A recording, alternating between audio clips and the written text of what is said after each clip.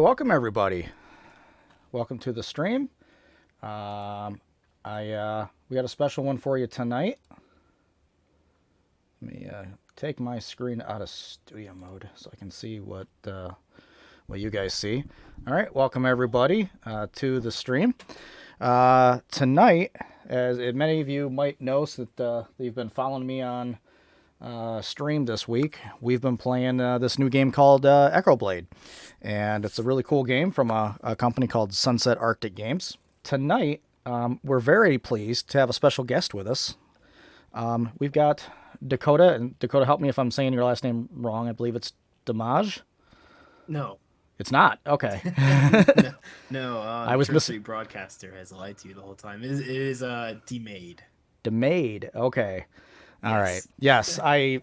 Is that how it said on the broadcast? I was one of my teammates told me that was how it was pronounced. So. That is how it's pronounced on a lot of the broadcasts, and Oh, okay.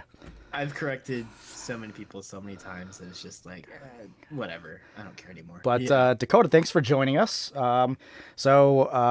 Dakota, you're the creator of this game, Echo I Blade. am. Why don't you tell our viewers maybe just a little bit about yourself and your background in terms of video games? Yeah, so I'm Dakota. I'm the sole developer of Sunset Arctic Games. I began developing video games part time through college when I was around 18 or so, and I kind of spent about 5 years part time developing Voltic Pistol, which has been previously played on Jason's stream here. It's a nice side scroller, bullet hell roguelike game, and now I'm working on second game right now, Echo Blade, which we're gonna show off here today. So super Yep. excited to show that off here. So I think if people are playing it for the first time, there's a good hour gameplay there, which is really good for a demo.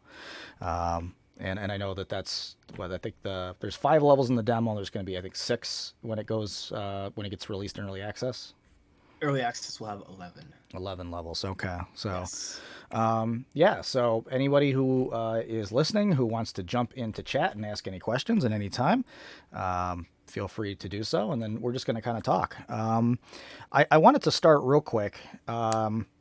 Talk about like the inspiration for this game, and maybe talk about because there's a unique dynamic here that I've talked about on Steam, but I haven't talked about it at all on Twitch. A unique game mechanic here that we're dealing with a character, a main character that is blind. Yes. And talk a little bit about that. How you decided to what made you want to do that? What was the inspiration for this game? Basically, throughout my learning experience in game, one of the things I struggled with most was creating natural lighting in environments, and it's tedious work, and it's just I always kind of struggled with it, and I kind of went through that cliche moment of turn your weakness into a strength type of thing, and I decided I was just gonna make environments that had no lighting whatsoever, just completely pitch black, and kind of wondered how that would work for a player to navigate through kind of a pitch black area. And I kind of thought of the idea of echolocation, being able to kind of visualize those sounds that certain bats and even in some cases even people can do. So I kind of explored that territory, and in every kind of experiment that I've done with this and Unreal Engine, it's just the game got better and better and better, and I was really happy with the progress that was going with it. And it was a quick prototype that I enjoyed, and now it's coming out to early access soon. So Yeah. yeah, Now all in the span of about 9 months. So yeah. that's incredible, and we're going to talk more about that too because I know there's some people that have got some questions about what it's like because we hear all about what's going on with the development of the latest big titles from the biggest companies, what's going on with Halo and games like that, and how that's just taking years to get through. And I think the idea that you're doing something largely solo and getting something out there in 8 or 9 months, I think is going to be really fascinating to people about what that process is like. But yeah, you were talking about the echolocation. So when I decided that I want, because I was really looking forward to playing this game because I thought that was really interesting. I did a little bit of reading up on this, and I wanted to understand has this been done before in games? Is this something that's new? Is there precedent for this? And I started to look at where this has been utilized before, and it really isn't very common to see it. There was one game I did come across called Perception that was from about 4 years ago, where they had a main character that I guess had some. I don't know anything about the game. I'd never played it, and I didn't get a chance to look into it. But some of you may be familiar with Perception. But there was an echolocation aspect to the main character there. Other than that, the other example that I found was the clickers in the Last of Us game, which were enemies that would detect you by making clicking noises. But you weren't playing with that. Wasn't a game mechanic. That was just a way that they were detecting you. But it was implied that there was an echolocation going on. But in terms of employing it in a game as an actual functional mechanic, there really hasn't been a lot of precedence for that. You didn't have a lot to draw on as far as how has this issue been attacked previously. So how did you're not. I don't think you have any visual impairments that I know of. I certainly No, don't. just So what just was astigmatism, you know. just that? Yeah, I got to wear these glasses. Yep. Yeah, the worst part about my vision is that I have to look at myself in the mirror. So when you had to kind of understand what echolocation was like, how did you go about doing that research to kind of determine what does that need to look like in a game that's going to be played by people who Yeah. mostly are visually normal? I'm sure I'm using all the wrong terminology here. No, no, you're fine. So what I thought of was just kind of drawing inspiration from other media. Have you ever watched Avatar: The Last Airbender? I'm familiar with it, but I'm not a There, patron of it. one of the main characters is blind, and they kind of show like what echolocation would look like through her Okay. perception, and it was just kind of like waves kind of going across the surface and Hmm. of other um, objects and textures and environments. And I was kind of like, I kind of want to do something like that. And I took a look at, I saw perception. That was a very interesting way to go Okay. about it too. And I kind of, one of the things I did different here was add color to it. Hmm. So just to kind of make it more visually stand out. Hmm. Because I think some of those games didn't really take off because they were just kind of black and white. Hmm.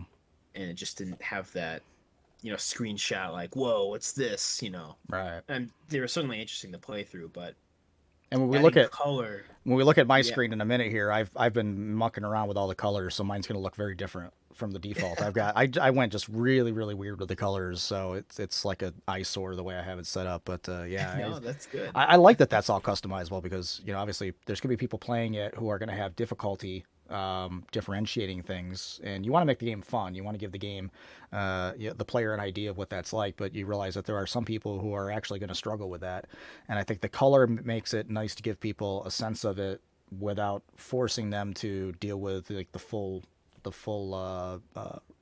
limitations of that, where you can color code enemies a certain way and color code objects a certain way, and then the amount that you can adjust that to address anybody who might have certain color blindness restrictions, things like that. So I like that that's an option. I like that you can make it monochrome if you want to, and you can play Yes. around with the brightness. We tried one of the streams on Steam. I tried turning the brightness way down. I think I had it down to like 20. And I said, we're going to pretend that we've just learned how to echolocate and we're not very good at it. My God, was it hard. I said, if you're looking for a difficulty slider in this game, it's the brightness slider, because you turn the brightness down Yes. and you had to be right next to an enemy before you heard them before you saw them. And I said, man, I said, you could certainly play around with that and have that be easier or more difficult depending on how bright it got. But I said, switching to monochrome was certainly an option that you could do that would, add a little extra level of difficulty to it if people wanted to. So I like that that's, even here in the demo, I like that the player has an option of adjusting those things and customizing that gameplay experience. Like here, we're on the main menu screen, and yeah, you kind of see what he's talking about with the sort of the pulsating lights, and the sort of the representation of you, of anything in the environment, you or something else in the environment sending off sound. So you're just here on the start screen. You can see the guard is walking around and he's making noise and he's putting off a sense these explosions of sound that are being represented by light. You are also making some kind of noise here in the foreground. And one thing I thought that was clever is the light fixture. That in this case is represented as this purple light against the wall here, sort of just right of center. Because you think, well, torches and lights are going to be absolutely useless, but in this case, this particular torch, an actual flame torch, is going to crackle and pop and make noise. And if you get real close to it in the game, you can hear that. You can actually hear the sound effect, and it's like, yes, that would make noise. And I remember I came to something a couple of days ago, and my initial reaction was this is probably a visual glitch. I was in a room where there was a light on the other side, and I was still seeing that Yes. pulse. And I was like, oh, that's probably not supposed to bleed through. That's because there's something on the other side. It's bleeding through into the room, creating this false effect that there's a light there that isn't there. And then it hit me within about a few seconds later. I was like, wait a minute. Sound travels through walls. And I said, I'm not so sure that that is a mistake. That may be 100% intentional because that is realistic. You would absolutely, while light would not pass through those walls, sound certainly would. It might be muted, but you would certainly hear the sound of guards on the other side of a wall. That's real. Everyone that's lived in an apartment has known that sound absolutely travels through walls, whether Yes, we it wanted to or does. not. So I thought that was really good. I said I don't know if that was intentional or not, but if it wasn't, please leave it in because I think that is a really clever feature. That yes, you will pick up sound. Essentially, using echolocation almost allows you to see through a wall. It's almost more powerful than if you didn't have that ability and you're relying just on sight. In my little brief research on echolocation, one of the things I found that was really fascinating was that when they studied the brain scans of people who could echolocate, they found that the part of the brain that was lighting up was actually the visual cortex. So the part of the brain in the back that processes visual inputs was actually the part of the brain that was processing this echolocation. So that made me wonder if in the brain, maybe it is actually being translated as something that you might perceive as a visual. Maybe this is actually kind of what it looks like. So I think that's really interesting.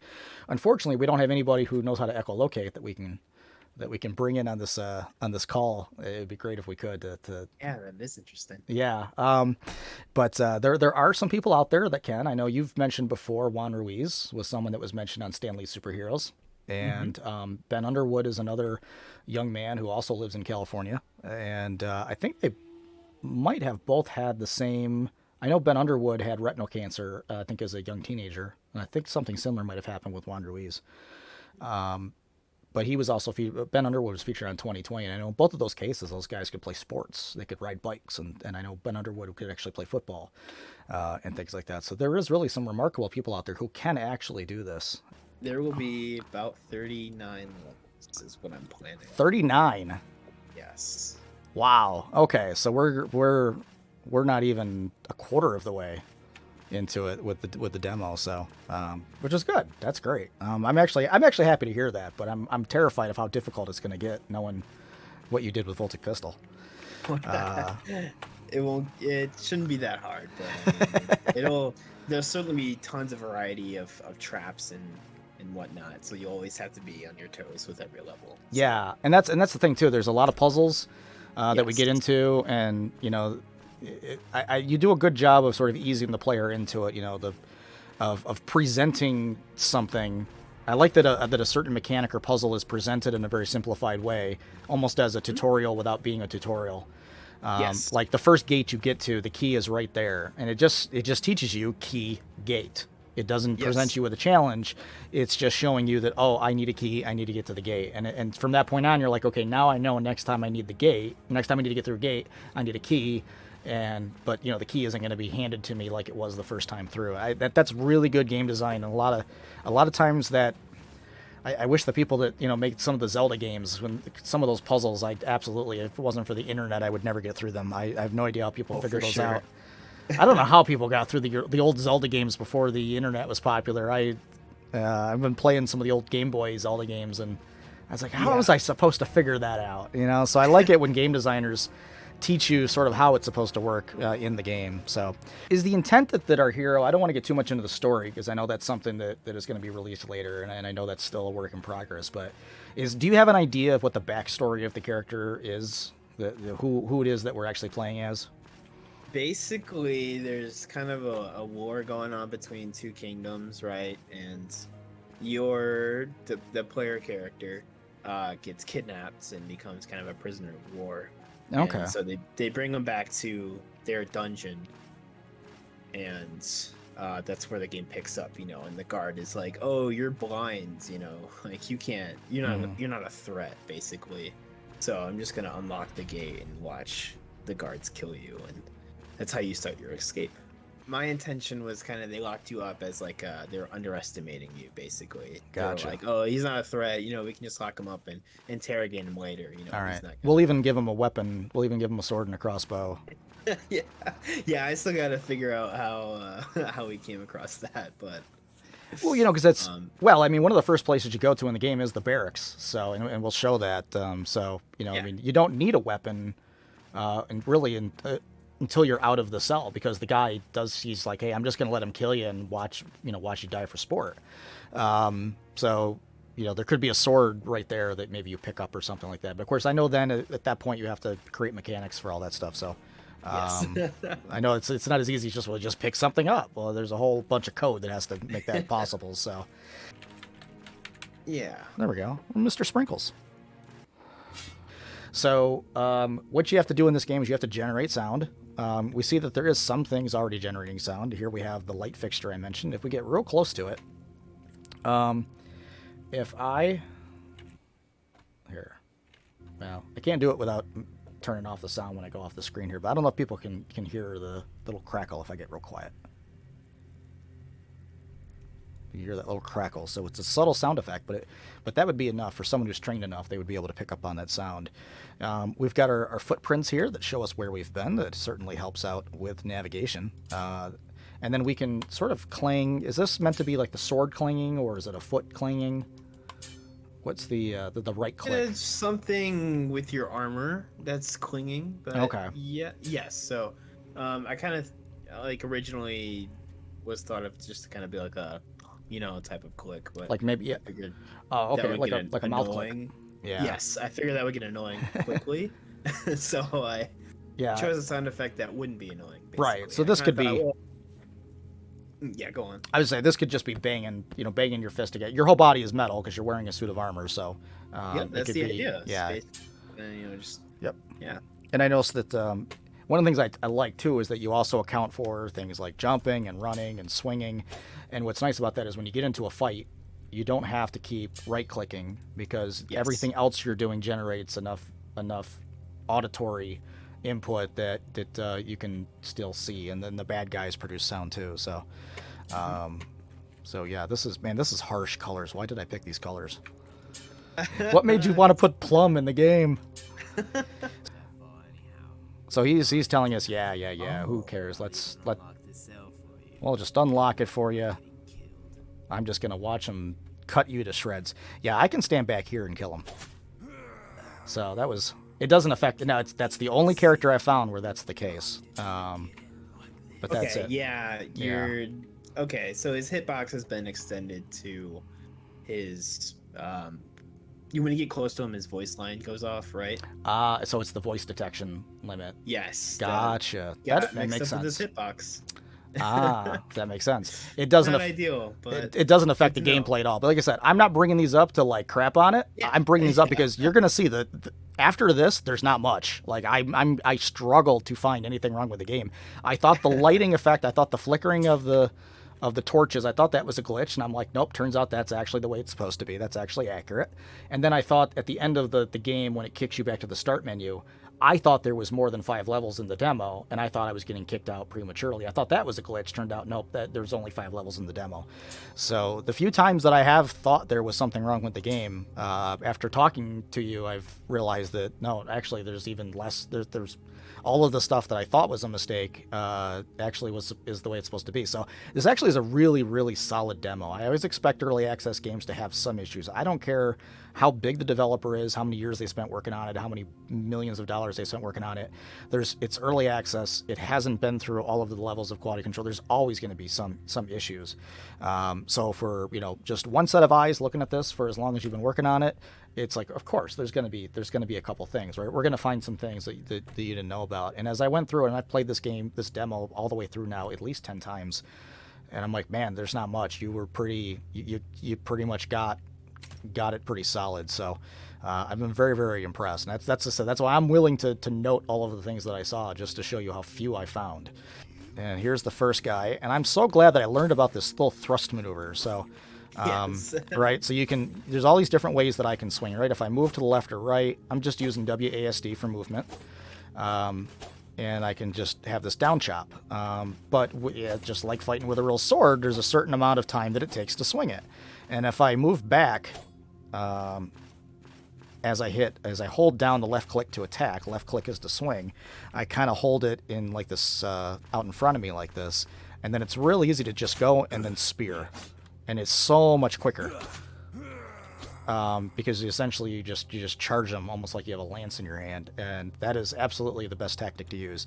That, along with drawing guys into hallways and using those as choke points, makes the combat a lot easier. But I like that not all the enemies will do that. Some of the enemies will follow you in the hallways, and some are like, no, screw you. You have to come out here in the open. And some of these guys are quite athletic, so it's hard to stay. Sometimes I'll just be swinging and missing and swinging and missing and swinging and missing. It's interesting, and they don't always act the same way. It's not like you used to get in the old video games where the enemy moved in exactly the same way every time, and you knew exactly what he was going to do after a while. In these cases, they do react to you dynamically. At least it seems like that, because the enemies sometimes they're there, sometimes they'll be in a different room, sometimes they'll charge me, sometimes they'll wait. And I like that. And that makes playing it over and over and over again fun, because it's not the same thing every time. I also like the fast travel system here. We have the big bells. Obviously makes it easy to find, because it's not only is it loud, but also it produces all of the light from the sound waves. And if we hit E to go into the fast travel system, we see the map. And this is the map that represents what's in the demo. So we have our 5 levels in the demo. And then as we progress through it, we're going to get all these extra levels here that we can click on and go. And I do like that this game does have some consequences. If you get to the end of a level and you die at the very end, you don't get to restart right at that spot. You do have to come all the way back to the beginning of that level. The levels aren't super long, but you don't... there's a lot of games where death almost is meaningless, because you just respawn right where you left off. And I like that in this game it does set you back a little bit, so you do have an incentive to not die, because you're going to have to replay the level if you do. Yeah, that's one of the biggest gripes I have about some games. BioShock is one of them, where you just kind of die and you just instantly respawn and all the enemies stay dead, and it was just yeah. What's the point? It's like death you're basically just invincible at that point. So right. So that was one of the first lessons I learned in a game development course, was that failure must have a cost. Yes. So if you fail something in some way, there has to be some repercussions in that game. Because it does seem like the more I make that right click, the more that I bang my armor and to make sound, that will attract enemies. Are they actually reacting to that?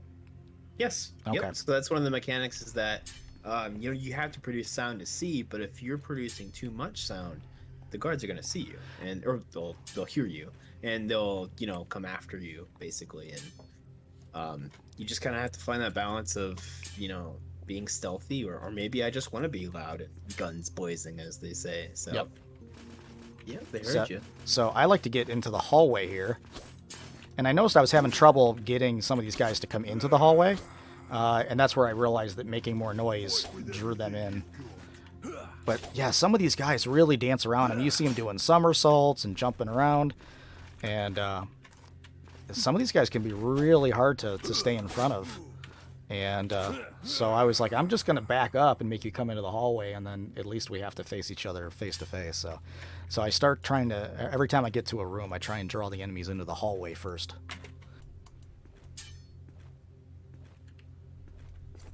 All right, now we do a little bit of platforming. And again, I like that you give a very simple example of how to do the platforming without...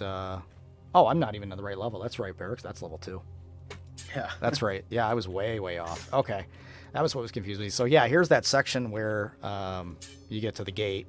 And if you don't look behind you, it's like, oh, the gate's locked. You look behind you, and there's the key. So again, just kind of teaching you how the gate and key mechanism works. So this first level is really just a tutorial, but still having gameplay. It's not a really blatant. I don't like tutorial levels where it's just super blatant, like, here, now try this. Now try this. Good job. Move on to the next. Now try this. Good job. I like that we're into the game. We just jump right into the game, but we're going to present it in such a way that essentially we're teaching you how to do everything. Was there any talk about, do I want to have the sound just go through a wall, or do I want to start trying to play around with the acoustic mechanics of having things actually echoing off walls in a certain way, such that I would see a sound kind of coming around a corner the way sound waves would sort of ricochet off of surfaces, because I imagine that would be fairly complex to model. Yes, that would be pretty complex. Basically, it wasn't intended to kind of go through walls, but like as you mentioned before, sound would go through walls, and just kind of realized, hey, that would make sense. So, wasn't intentional. Basically, I didn't design it that way, but I think it works. So I think the only thing in this room is going to be our key, and that's the barracks key. And we can still hear, if I stop walking, we still hear that there are other soldiers in the area. So we know that we have not cleared the area yet. So now we start to get into booby traps. We come up here and we get these fun little booby traps, which jump these little spikes through the floor. And I've noticed if you run, you can run over them quicker than they pop up. So there's two different levels, I think, of enemies, right? There's these guys, and then there's the guys that sort of have the more elaborate, that like they're wearing fur. And visually, yes. Okay. There are two different types of enemies. It seems like the guys wearing the fur are more difficult sometimes, but is that just that's just a coincidence? Yeah, a little bit. Yeah, they're a little bit more difficult. So okay. They're kind of set up to be a bit more aggressive, meaning they attack faster. Okay. Or they just attack more often. You notice that some of the beginning characters, they'll kind of dance around you a bit. Yep. They're kind of hesitant to attack you. While the more aggressive ones, they're gonna go right for you right away. They're not gonna wait for you. So this was the barracks gate, and so we have to go into here to get the dungeon key. I've seen rivers of blood. I would move if I lived near rivers of blood. So you mentioned later on there's an NPC later on in the game that's like, I don't even know how the guards survive this place. There's booby traps everywhere. Right. So it's absolutely intentional. But I just think it was interesting that even the guards have to deal with all these dangers. We don't hear anybody tromping around, so I think it's clear at this point. I think it's safe. And over here we get the dungeon gate, which we just got the dungeon key for. And I believe that brings us to the end of the level. This thing I've got mixed success with jumping. Yeah, Yeah, the key is to kind of jump to the sound effect that comes off from. Oh, really? From the log. So yeah. Oh, so I've always done it visually. Oh, yeah. So that's kind of where the sound aspect comes Okay. in. You just kind of, if you time your jump to the sound effect that comes in, All right. and you can clear it. I have pretty good luck if I start way back here and I try and do this whole section in one shot. So. Yes. And again, you know what? That's good. We're fine. We're fine. We're good. All right. So here we have different ways to go. I know there's the booby trap gate over here. But before we go through here, we need something from this room off to the right. Atone for your sin. Yeah, so this is the guy I was kind of talking about. If I go into this room, he's tough to beat. He's even waving me in. Yep. He's definitely one of those more aggressive. Yeah. type of guys. So I'll do it. I'll go ahead. I'll run. Can I run? Am I out of stamina? Oh, I think I was out of stamina. I was trying to run. I wanted to. He's a little over the top. I mean, I was definitely dead, and he hit me about 8 more times. Now I've noticed, Dakota. Sometimes I think it's this room. Sometimes I get attacked by 3 guys. I thought it was pulling in the cape guy sometime. Maybe. I've had that before, where the cape guy will actually come through the hallway. And Okay. Because I know that there's other places there where guys from other rooms will actually come in, and then I go into the other room, and I'm like, where's the guy? And it's because I already took care of him in the previous room. So, it is the guy with the cape. Because I've noticed you get 2 of the regulars, I think, and then you get the guy with the cape. So that would make sense. Yeah, this guy right here. So I thought this guy was always still here. Oh, I was supposed to come out in the hallway and show how he moves here. All right. So we're going to try and see. This guy moves pretty good. I mean, I'm actually having trouble kind of staying in front of him. Oh, my God. Yeah, I mean, he's... That's why I got a couple cheap ones in on him before I did that. I got to be honest, though. I like the sword. I generally will use the sword. Yeah, the crossbow isn't really. It's kind of a mix of just kind of filling out new areas and what to expect, but you can also use it to distract enemies. Oh, I haven't So tried it that way yet. yeah, you can fire one off in a different direction of where you are, and then the enemy will go toward. If they haven't discovered you yet, they'll go towards where that arrow landed. And then Now you can sneak up behind them and get that stealth kill. you can still get the stealth kill. Okay, Yep. we'll have to try that here in a bit if I can get into a room where someone hasn't seen me yet. It made sense that you could shoot the bolt across the big room and then get the visualization of what was going on at the other side of the room that was beyond your normal echolocation abilities, and so it became like a long distance flashlight almost. Here we get this horrific contraption. I can't.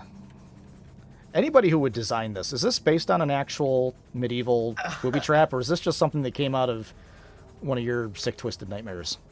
I did not develop this asset, but it's certainly something. So, yeah, I wouldn't recommend touching it. No, that's horrifying. Now, do you anticipate that the game is eventually going to have an inventory system, or because I mean, it's nice to just have the door unlock. I kind of irritating sometimes when I play games where I have to go into an inventory and select the key to open the gate. It's nice when it just opens, sort of Zelda style. Yeah, no, I don't plan on kind of having an inventory system. Okay. So I'm interested to see if so we get into this room and we've got this staircase that goes down, and we can sort of see a little bit of the green haze that indicates that there's something going on down here, and then it all goes green, and then we start coughing, and clearly our health is going down, and that is because we have got some poison gas.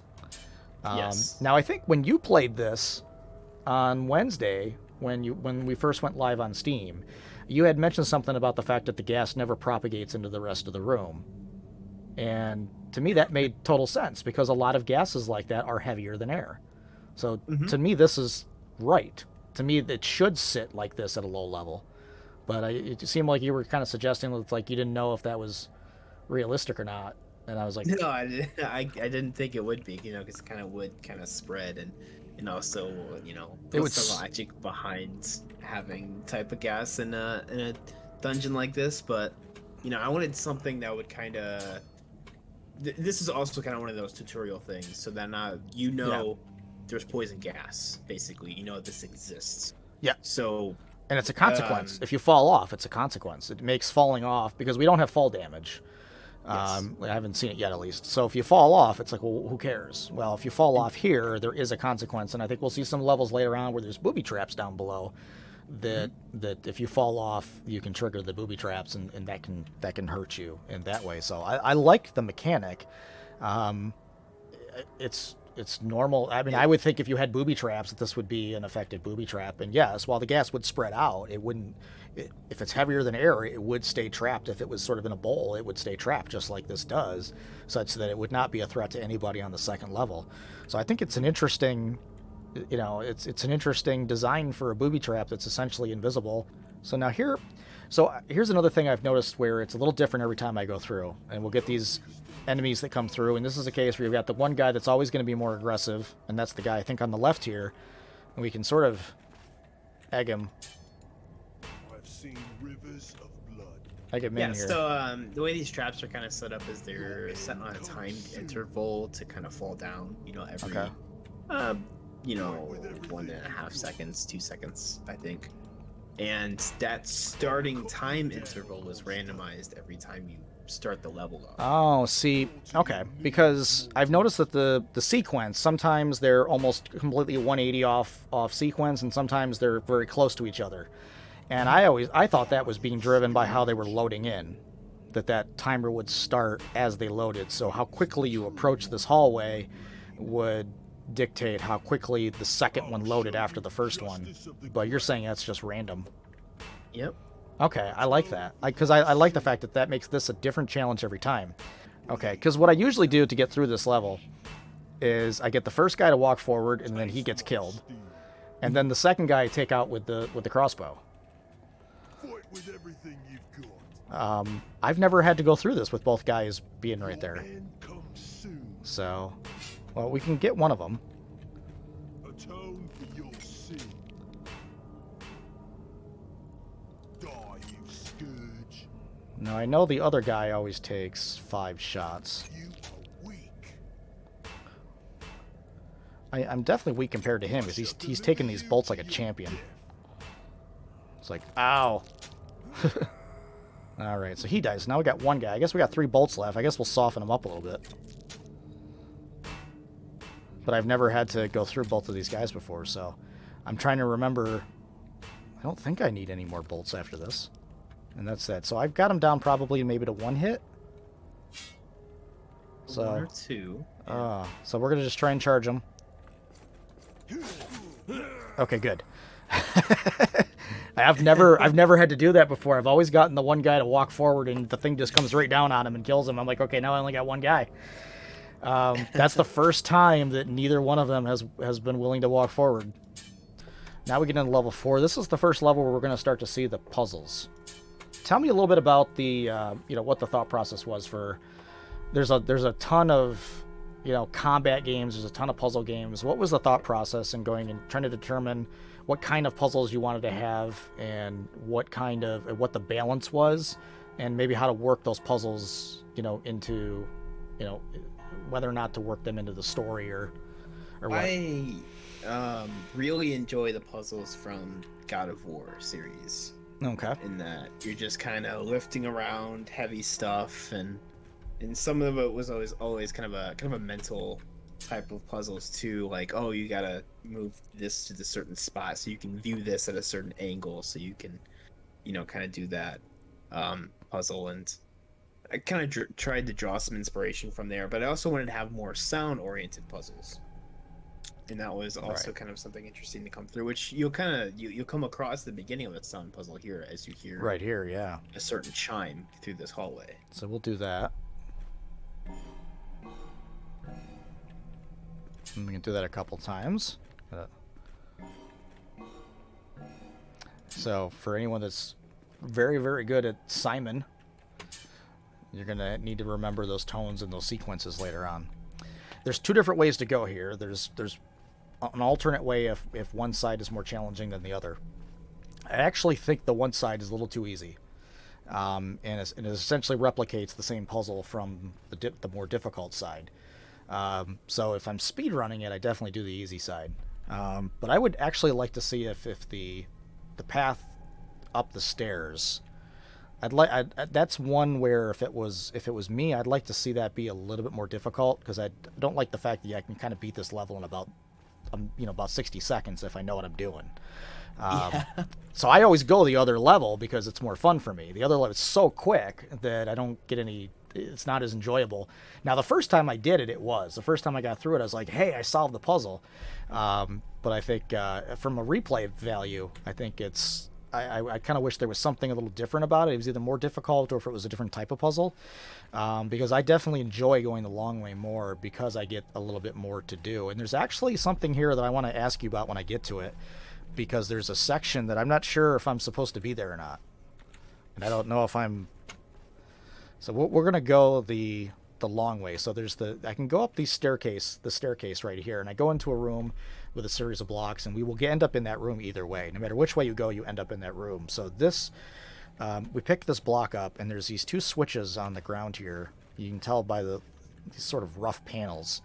And depending on which switch I set the block down on, it will open up either the gate at the top of these steps, or it'll open up this gate right here. And the gate on the left opens up the one at the top of the steps, and the switch on the left opens up the gate on top of the steps, and the switch on the right opens up the gate that's off to the left. The left is the long way, but as I said, I think it's... Well, did that work? Oh, it bounced it. Oh yeah, I didn't really... Yeah, I guess it worked. I didn't center that very well. I actually think this is the more fun way, and I think there's some cool platforming that you can do in here that I'm not sure I'm supposed to do. There's also more enemies. The other way, there's no enemies to fight. So I kind of like going this way because you still get a little bit of the combat.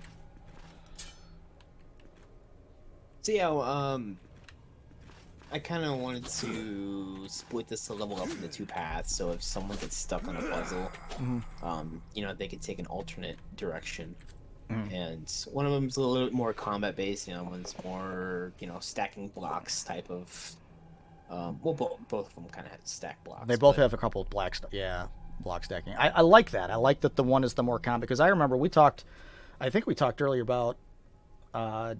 I can't remember if it was you I was talking to or maybe it was somebody else on another stream, but I mentioned the old game Deus Ex, the original Deus Ex, which I love that game. And one of my favorite things about that game when I talk about it today is I love the fact that you had two different ways to beat every. And it wasn't just that there was two paths to go. It was that it was a combat versus a stealth a lot of times, or it was a combat versus a strategy or something like that. So I like the idea that one side is more combat, one side is more puzzle.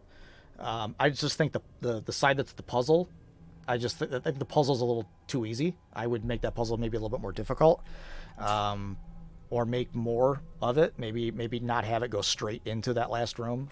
Maybe have to go through a couple puzzles, and then maybe have this side be maybe less puzzles and more combat than it is. I like the concept. I just think that I wish the other side was as much fun as the side that we're doing here, because this is really cool. So that was a little bit of my feedback from playing through it. But I think this side here I always have a lot of fun doing, and I can do it a little differently. I've been kind of having some fun doing it. I got to be honest, the first time I came through this way, I did not notice this little thing up here. I just went right by it. I came here and I'm just beating my head against this gate going, how do I get out of this gate? Because there's no lock. There's no switch and blocks. And then I noticed this thing up here and I said, man, that looks a lot like a target. Could it really be that? Could it be that obvious? And I go over here and the bolts are kind of a clue, right? So it's giving you bolts. And sure enough, we hit that and we get that lovely lime color. I'm so glad I picked that color. These are not these are not the default colors. These are a horror. This is a really grotesque color scheme that I've picked. Each color itself is not bad, but the combination of colors that I have chosen is pretty horrendous. I should have set it back to default, but I said, what the hey? Because normally everything's blue, and normally this game looks very, very pretty, and I chose to go with a color scheme that makes you wish you were blind. So this is one of the block challenges that we talked about. And so we end up in this room where we walk around and we don't see any doors or windows or gates. And we go, what do we got to do? And if we jump up on one of these blocks, if I can jump up on one of these blocks, we notice that we have a wall here that's a little bit short on the top. And this is another area where we mentioned that you can use the crossbow for visualization. I can fire something up here, and you see that it creates enough noise that it kind of lights up the environment with sound, which is why I'm sure it's an effective distraction for the enemies as well, because it makes so much sound. So we're going to use that same mechanic that we picked the block up to use with the switch earlier. We're going to grab these blocks, and now we're building. Now we're playing Minecraft. Which is bad for me because I'm very bad at Minecraft. But essentially we're just going to make a little staircase here. And I've been playing around with like how few blocks I can get away with using a staircase. I figured out I can get over one of these walls with as few as 3 blocks. Yes, it's pretty difficult. We're nice and generous with this first room though, so that you don't have to be quite that clever. You can just sort of figure it out. I'm terrible at placing blocks though. I'm always crooked. Yeah, that is. That's something I've cleaned up as well. It's just kind of. Well, that's me. Fixing up these blocks. Yeah, that's totally me. I never come in straight. That would be. If I was doing this in real life, it would look just as terrible. This is not the game's fault. I am just bad at stacking blocks. No, I actually got some other feedback from other players that did the demo, and they weren't too happy with the block section. So. It's been adjusted a bit. So. Okay.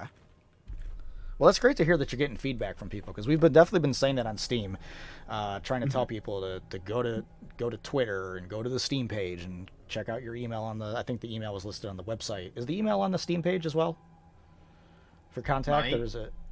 Um, it is somewhere. I haven't been Okay. able to find where that email is listed. However, I get a ton of spam from it.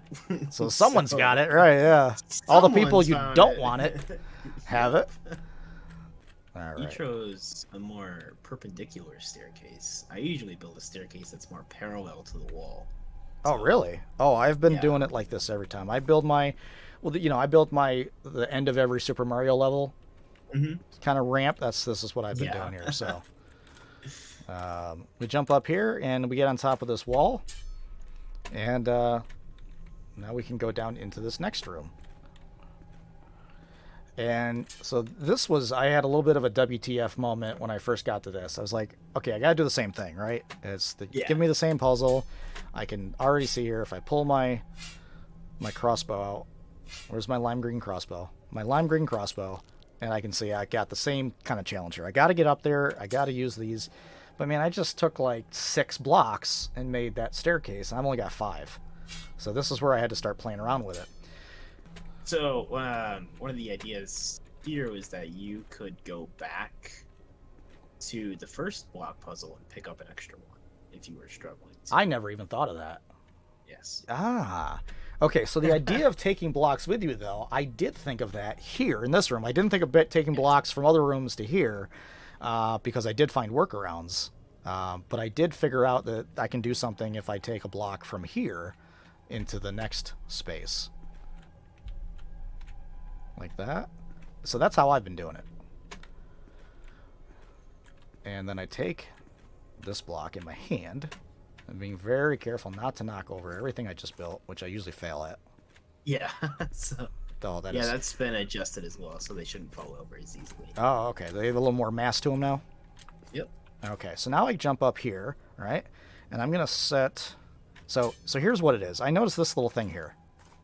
I'm gonna set this down. I couldn't help but notice this little opening.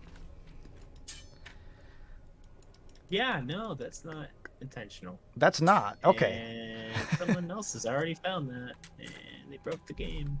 Okay, so yeah, so I can. You. I'm yeah, not the gonna. game. I'm not gonna break the game, but you can get up here. I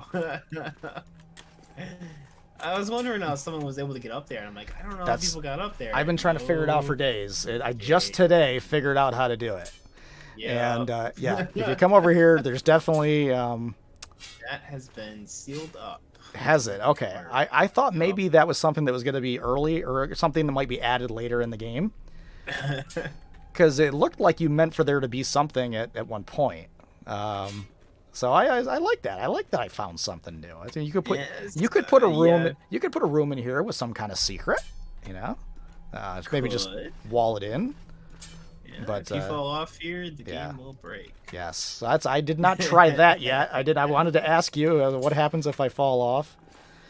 I know that there's. I've seen someone play a Sonic game once where they did that. They got over a barrier that they weren't supposed to be able to get over and fell off into essentially an endless abyss. And yeah, it's not a good way to end the game. So, yep. So that was the one thing I found. I've been trying to figure out how to find out what was in that hole for a while. So I'm going to be kind of disappointed now that that's going to be gone.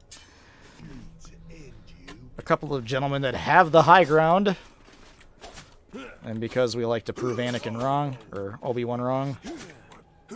Oh, wait a minute. Oh, now we're getting into where they're taking a little bit more damage now. I'll show you justice of the grave. Yeah, see, early on you can kind of take them out with 2 strikes, and then later on they start to get a little bit more difficult. The deeper we get into this, we start to get better, more skilled enemies that aren't going to drop dead quite as easily. But here's that key. So we finally found the key that's going to get us through the gate in the last room. And we walk down here, and this is where we're going to find that sound puzzle. And I have a... Okay, can I get a stealth kill off this guy? It doesn't look like he's seen me. Oh, you could. Yes, you could. I'm gonna try this little trick. Oh, that didn't work. Okay. I guess you went off the sound from the crossbow. Loading the crossbow. Yeah, So. but that's Okay. you know, that's realistic. I mean, realistically, he would have heard me. So Yeah. that's I like that. I mean, it's like, yeah, that's it would feel almost like a cheese if that had worked. But I think if I had just gone into my thrust and just run up to him and did that, I think I would have gotten the stealth kill just fine. So that's good. That's like, yeah, I mean, whipping out, because I play these games all the time where, you know, you do something that there's a cool sound effect, but that you're supposed to use it in a stealth environment, and it's like, well, wait a minute, you just made all this sound, but the game doesn't take into account that. It just says, pretend like you weren't making any sound. Yeah. You know, even though the game is still calling up that sound file every time you do it. So I like that he actually does react to the sound of you. I think that's great. I love that. So that's the kind of thought I think has been missing from a lot of other games. All right, so now we've got these 3 jugs, and these are going to be our sound puzzle. As we hit each one, they make that sound, and we kind of get a progression of low, medium, high kind of notes. So I'll ask you. Originally, I thought when I watched you play this, because I had trouble finding this room because I couldn't figure out the arrow target puzzle in the second room when you go this path. So I just kept doing the block puzzle over and over and over again until I finally figured out what I was doing wrong. The gate that's actually being opened by the sound puzzle is the one back at the beginning, correct? No, it's the one to the left. Like, so if you look at the staircase to the left there's a gate. No, the not that one, the other one there. There's supposed to be a gate there that gets cleared out when you pick the key from going through the other path, basically. So there's a gate? Right in front of the staircase.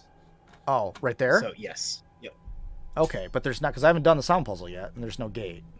Right, but since you've already have the key to open the main gate to exit the level, I just went ahead and cleared out this sound puzzle here, basically. So. Oh, so if I don't get the key, if I run Right. past the key Yes. and just come straight down here, then I have to do the sound puzzle to open that gate. You wouldn't be able to get into the room, basically, because the gate is on it. The gate is to the left of the faces. Oh, you mean The big staircase you see there is your entrance to that room. Yes, that's where the gate would be. right? So- It'd be here. Yeah. Right. Oh, okay. Because I remember when you played through, I remember seeing that. I remember seeing the gate. You did the sound puzzle. The gate disappeared. And then when I came down here, the gate was always gone. But that's because I got the key already. Okay. Yeah. I mean, I don't know. I would make this. I think this is a cool puzzle. I would make this mandatory. See, that was the idea of having 2 puzzles here. So if you forgot the jingle, Mhm. Instead of just randomly hitting, faces and whatnot, you can just kind of go the other way, basically. Because I think with only 3 notes, I think you would have, if you had to do it randomly, it would be annoying, which would be your incentive to remember the tone. Yeah. But because it's pretty obvious when you get to the tone that it's important. I don't think anybody's gonna go, "Yeah, what was that noise?" You're gonna kind of back up and go, "Wait a minute, there was a specific music there. I'm probably gonna have to remember that." And then you would come here, and of course the combination is the middle one, the right one, and then this one is what would release that. But I just think that's a cool puzzle, and I'd like to. I hate the idea that you can do it with just skipping the puzzle, because it's too cool a puzzle to just skip. So I would make that mandatory, personally. Well, I do want to expand upon that puzzle and kind of add more notes, in some later levels. So I may regret my stance on this issue. No, I think you're good. I hate these sound puzzles. I'm not good at Simon, so more than 3 notes, and you'll probably stop me dead in my tracks. But no, I like that puzzle, and I think that's one you sort of can brute force if you absolutely have to. So that you go up that other staircase, and then you climb up onto this wall here, and this brings you to this room. Now this is the room. We can jump down into it. That if we had gone the other path, it would take us up there. So here's that first room where we started. And if I had taken that block and I'd put it on the switch over there. As I swipe at it, we would have come up here, and it would have brought us right into this room. And this is why I think this path is maybe a little too short. Although, I mean, you're telling me there's going to be 39 levels, so maybe I shouldn't be asking you to make level 4 a lot longer, you know. Because I think we're still presenting tutorial information even level 4 here, because you're still presenting some new stuff. So yeah, I guess it's what you want it to be. So maybe I need to rethink that. Maybe this is the right way to go, because I'm kind of looking at this as a self-enclosed gameplay experience and not looking at this as level 4 of 39 levels. But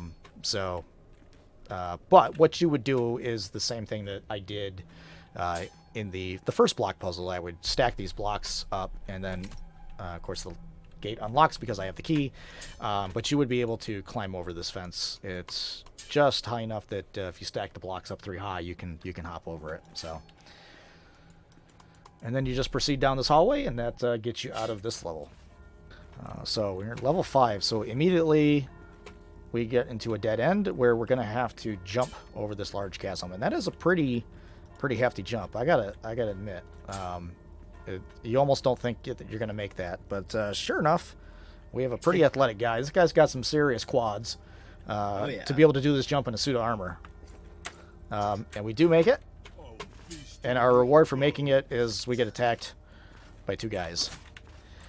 I do. Yes, so I've actually taken that jump out. Oh, really? Recent build, because I noticed that the jump attracts those 2 guys, which kind of ruins any chance of getting a stealth kill. So that is true. Well, I do notice that they get sort of hung up on the top there. There's a couple places where if you have an enemy at the top of the steps, you're kind of too low for them to attack you, and so you can almost kind of come up underneath them and just sort of poke at them.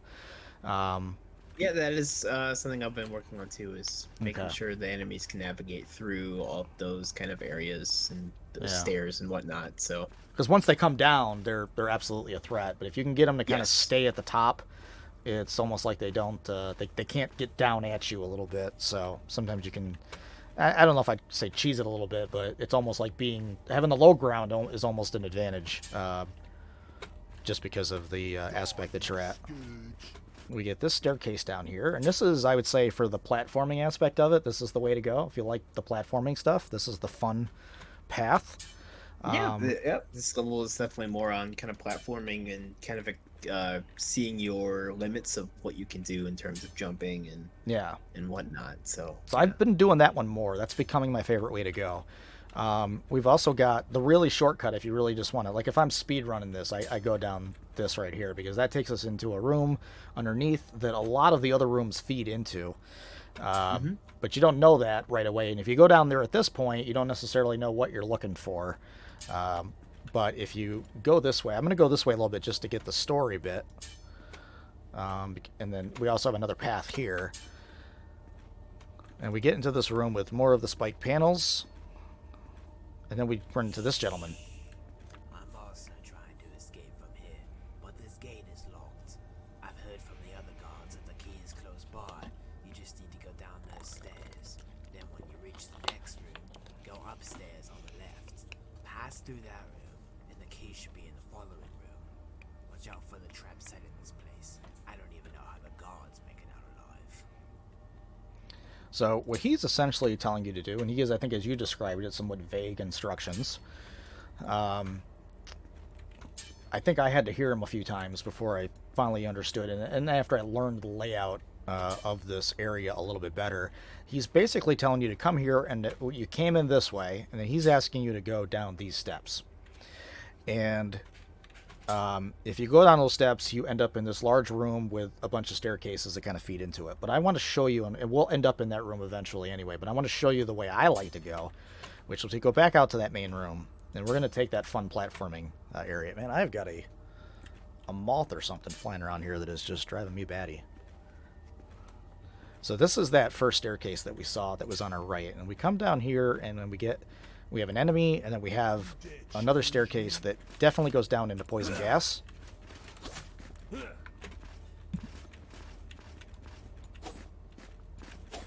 Oh, and he fell down there. Now the poison gas unfortunately does not kill the enemies, but they will. No. Does it actually cause damage to him? I don't believe so. Okay. It doesn't seem like it, because I had an enemy one time that stayed down there quite a long time, and it didn't seem like it was doing much harm to him. Yeah. To the point where I thought, he's just down there, I don't have to worry about him, and then I turned my back, and then he ran up the stairs and killed me. So you have to, I kind of feel like I have to go down there and at least try and get him to come up the stairs. But yeah, so we definitely have some poison gas down there, which again creates a consequence if we screw this next bit up. We can fall down into that pit, and then we have to worry about our health. But we got another one of these logs. You know the log that I couldn't get through last time? I remember I said there was a point later in the game. It's like I always nail it at the end of the game. Here's where you find out that I'm full of crap. Yep. And I honestly, I do almost always nail that jump perfectly. But the minute that I try and do it when it counts, I mess it up. That's what always happens. I actually really do almost always nail that. So what is the sound? It's the swoosh that you're talking about that you want to time off the sound? Mm-hmm. Okay.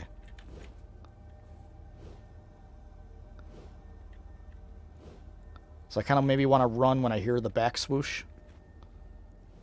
That might be a little bit too early, but... Because you want to get it when it's at the low point. I guess it always depends, too, on how Yeah. far back you are, but it does feel good when you, like, nail this.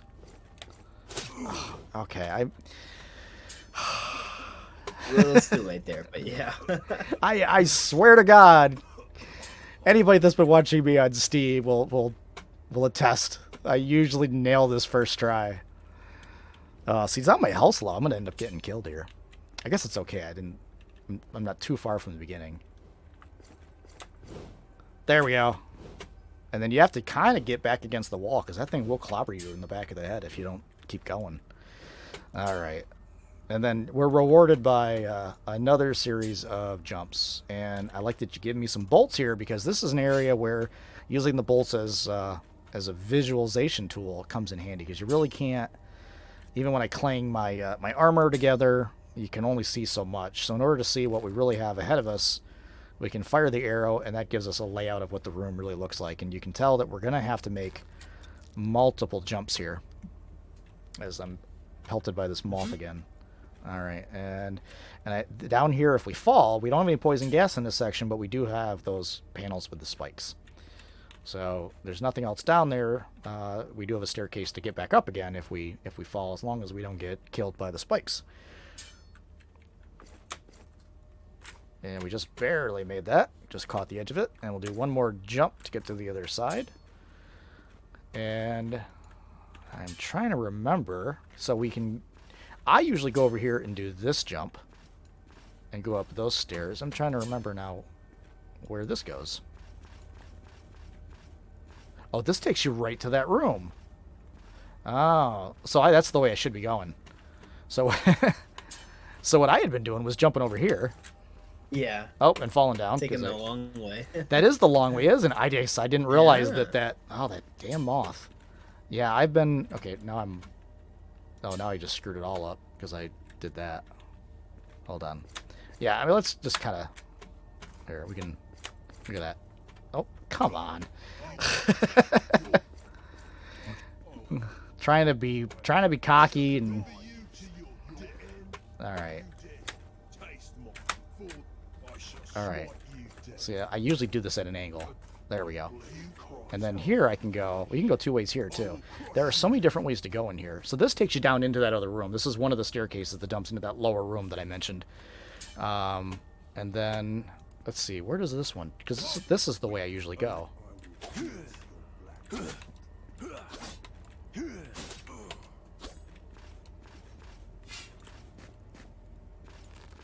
Oh, I missed. I actually didn't mean to pull the crossbow out there.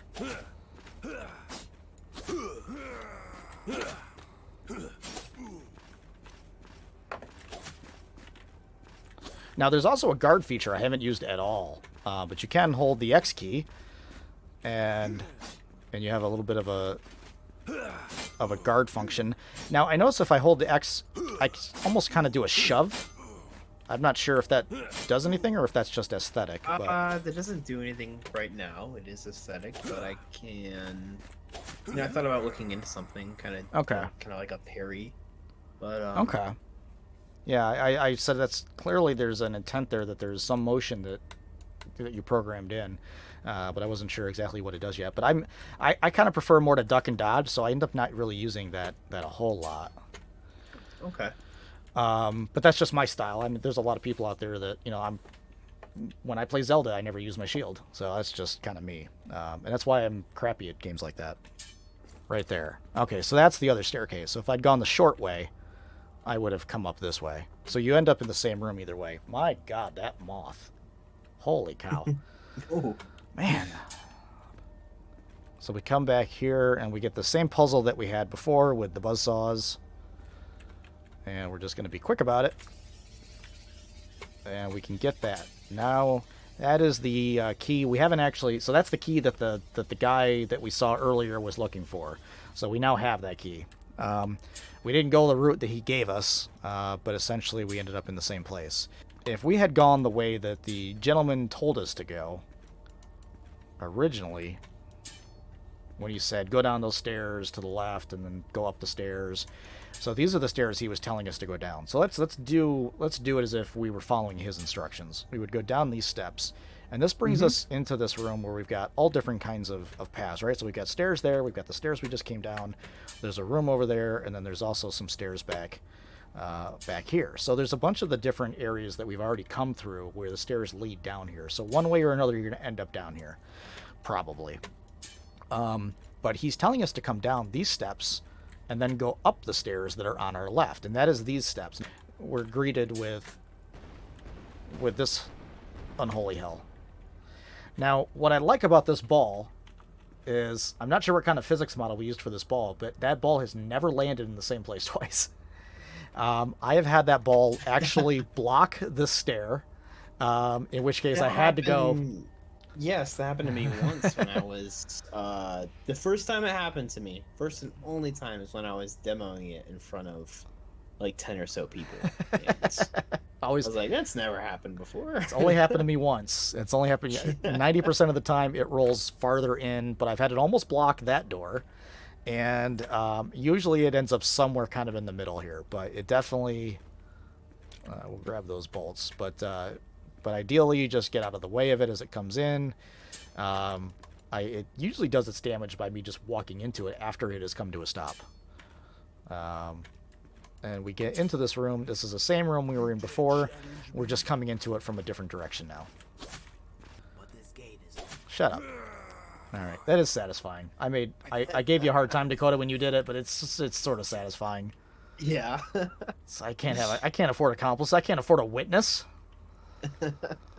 So now we unlock the gate. So there's like I said, a couple different ways to do that final level. We come in here, and that's going to be the end of the demo, and that's going to pop us back out to the start screen.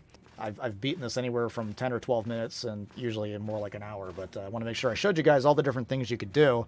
And as we heard, some of the stuff is going to change a little bit, so I look forward to seeing some of the changes as well as some of the new levels. But yeah, that's the demo. I know I'm really excited to play the full version of the game. I love the unique dynamics. I love the way it's laid out. I've never been someone that's been into like a dungeon crawler kind of game before, and playing this, it's sort of making me understand why these games, why that type of game, why that genre is so popular. It is a lot of fun to have to work your way, out of an area like this and get in this kind of environment, and then have the spookiness.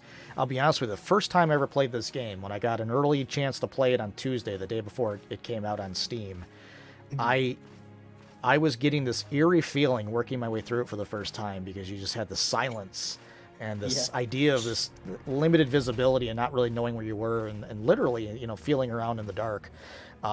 It did give me this sort of uneasy feeling that I haven't really gotten from a game in a long time. And I thought that was really, really cool that I had that reaction to it. And I think that says a lot about the thought that went into the environment and the concept